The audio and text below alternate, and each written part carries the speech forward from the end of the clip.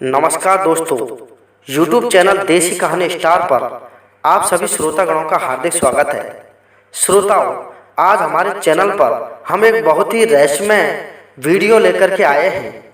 Video इतना रहस्यात्मक है जो आपने पहले कभी नहीं सुना होगा और यह कथा बिल्कुल प्रमाणित है। वीडियो के अंत में मैं इस कथा का प्रमाण आपको प्रस्तुत कर दूंगा। कृपया वीडियो को ध्यान से देखें और जिन भाइयों ने अभी हमारे चैनल को सब्सक्राइब नहीं किया है वो सब्सक्राइब करके वीडियो को लाइक अवश्य कर दें। तो आज का हमारा कंटेंट है कि माता सीता थी, वो अपनी ही सास माता कौशल्या की ननद कैसे लगती थी। ये बड़ा ही रहस्यमय कंटेंट है।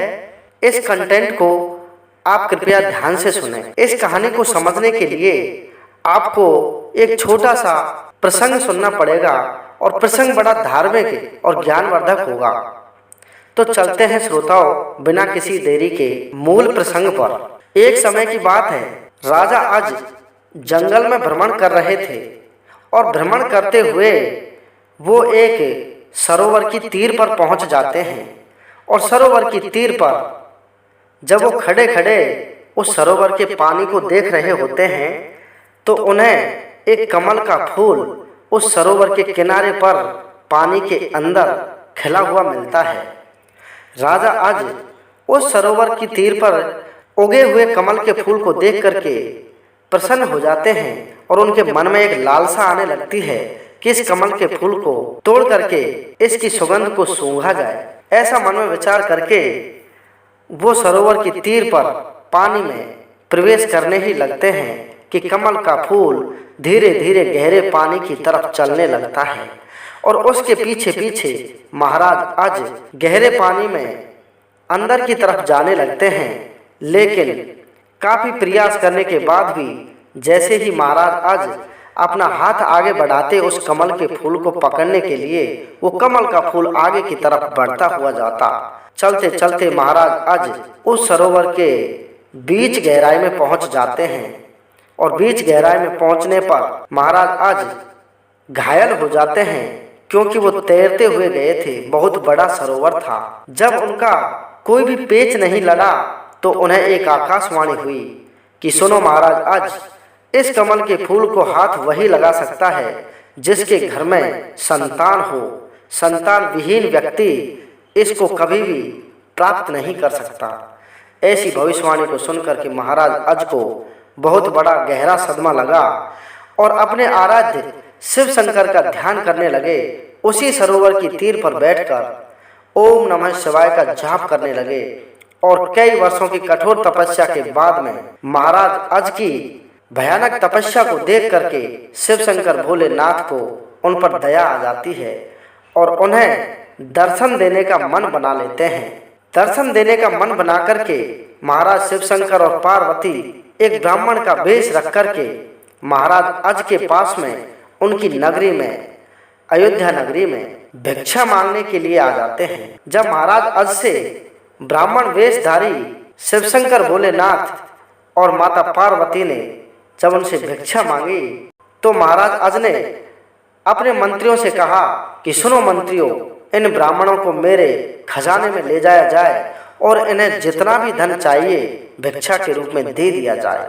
मंत्रियों ने कहा कि चलो ब्राह्मण, आपको खजाने से जितना धन चाहिए आप भिक्षा के रूप में ले सकते हो।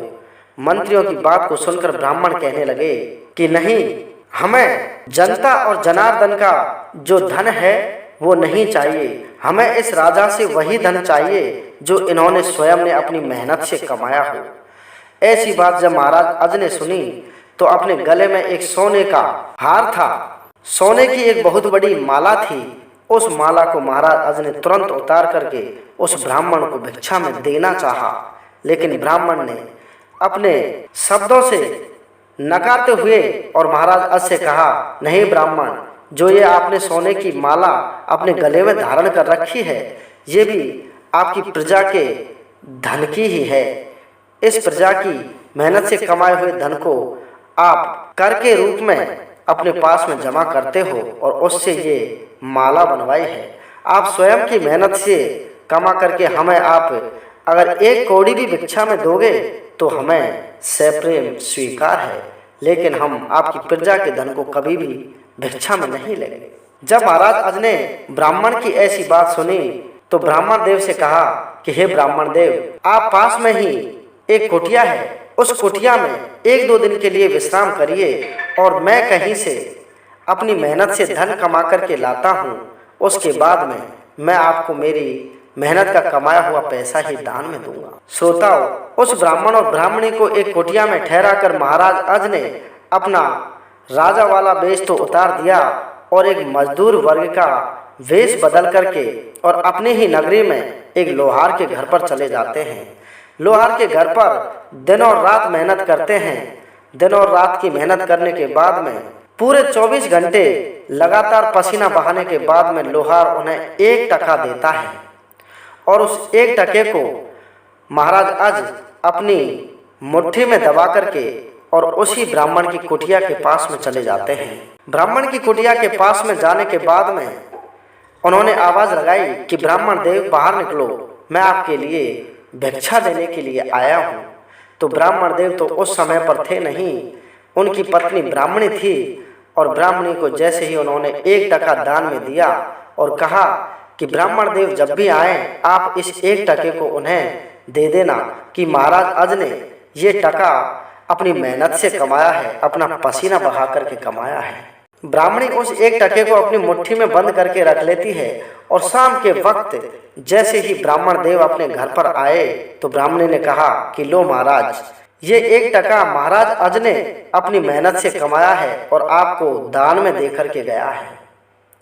1 टके को देख करके ब्राह्मण क्रोधित हो जाते हैं और उस टके को जोर से पृथ्वी की तरफ फेंकते हैं और पृथ्वी की तरफ फेंकते ही उस टके से जमीन में गड्ढा हो जाता है और गड्ढा होते ही उन्हें एक रथ दिखाई देता है।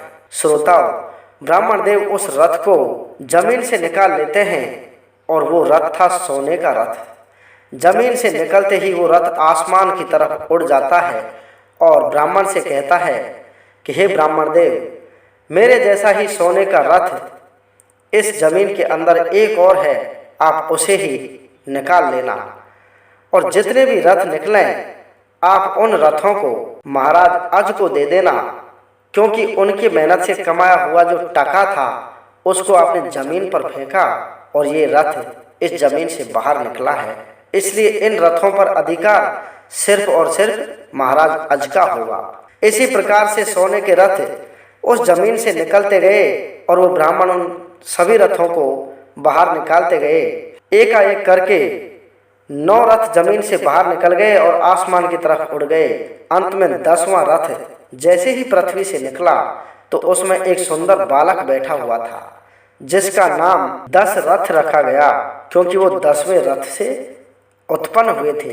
तो श्रोताओं, इस प्रकार से महाराज दशरथ का जन्म हुआ था और उस 10वें रथ पर जो बालक निकला था उसको उस ब्राह्मण ने महाराज अज को बुला करके दान में दे दिया और कहा कि आपने जो कई वर्षों की तपस्या की है उससे भगवान शिव शंकर ने प्रसन्न होकर के आपको रथ सहित ये बालक दिया है और इसका नाम हमने 10 रथ रखा है। तो श्रोताओं, इस प्रकार से तो महाराज दशरथ का जन्म हुआ और अब चलते हैं कि माता सीता का जन्म कैसे हुआ और क्यों वो कौशल्या माता की ननद हुई।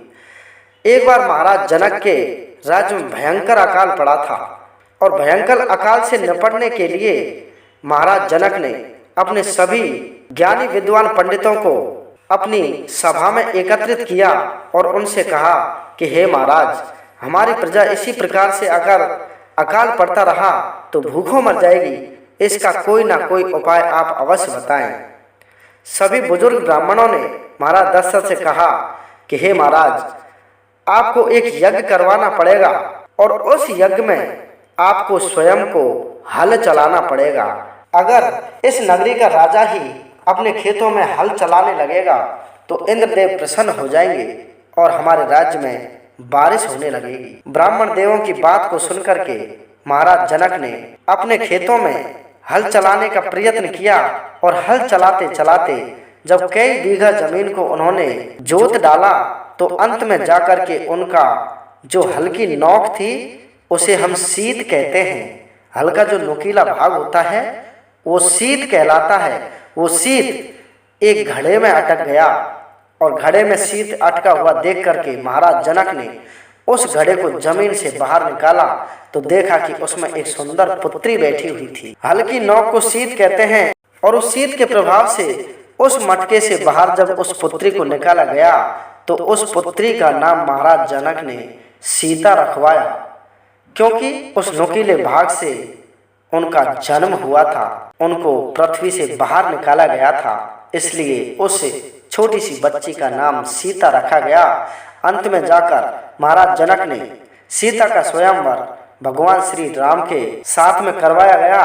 तो श्रोताओं, उसी पृथ्वी के गर्भ से महाराज दशरथ का जन्म हुआ और उसी पृथ्वी के गर्भ से माता सीता का जन्म हुआ। दोनों एक ही माता की पुत्री होने के कारण महाराज दशरथ और माता सीता आपस में बहन भाई हुए, क्योंकि धरती माता ने ही महाराज दशरथ को जन्म दिया और धरती माता ने ही माता सीता को जन्म दिया, इसलिए वो दोनों आपस में बहन भाई हुए। और दशरथ की महारानी कौशल्या हुई और दशरथ जी की बहन माता सीता हुई, तो अपने पति की बहन उसकी ननद ही लगी, इसलिए माता सीता और महारानी कौशल्या एक नाते में, एक रिश्ते में ननद भौजाई भी लगती थी और माता सीता भगवान श्री राम की बुआ भी लगती थी। तो श्रोताओं, ये रहस्यमय वीडियो ध्यानपूर्वक देखने के लिए आपका धन्यवाद। जय हिंद, जय भारत।